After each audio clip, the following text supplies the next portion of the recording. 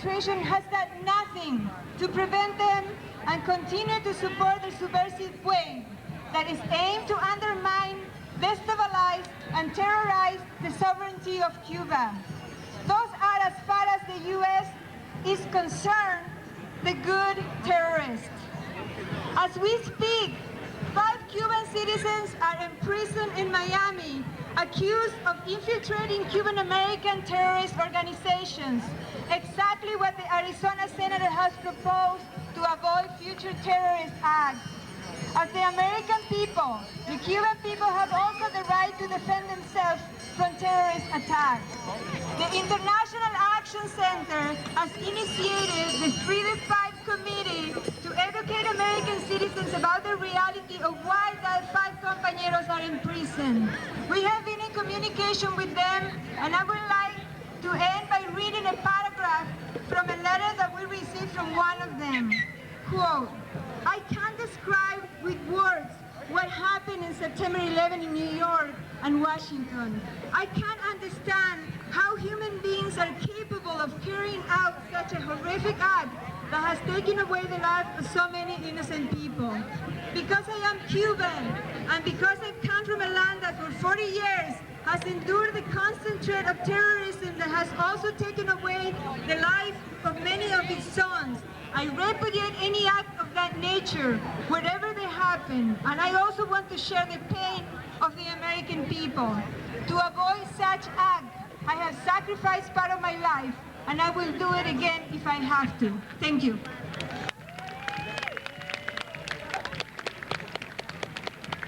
Against them. Cuba is being threatened with an attack by the United States. Osama bin Laden does not have a summer home in Havana. The United States is using this as an excuse to do everything they've wanted, but they couldn't get away with because American people knew they didn't elect Bush.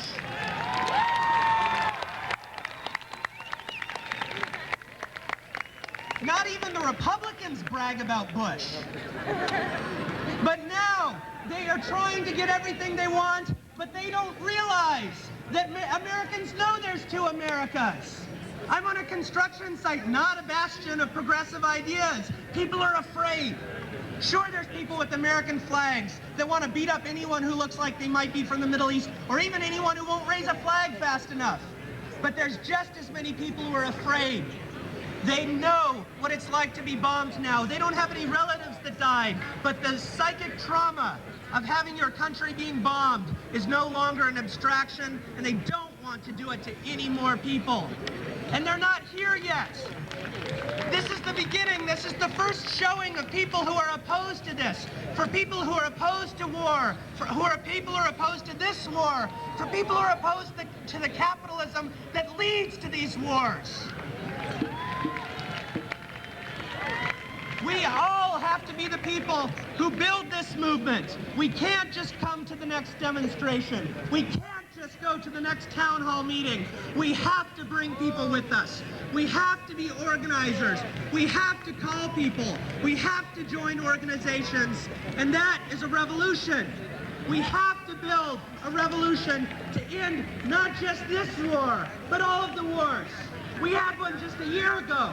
Why won't we have one in another year? We will if we don't stop not just the Bush regime, not just the Republicans and the Democrats, but the U.S. government and the capitalist system that it serves. Thank you.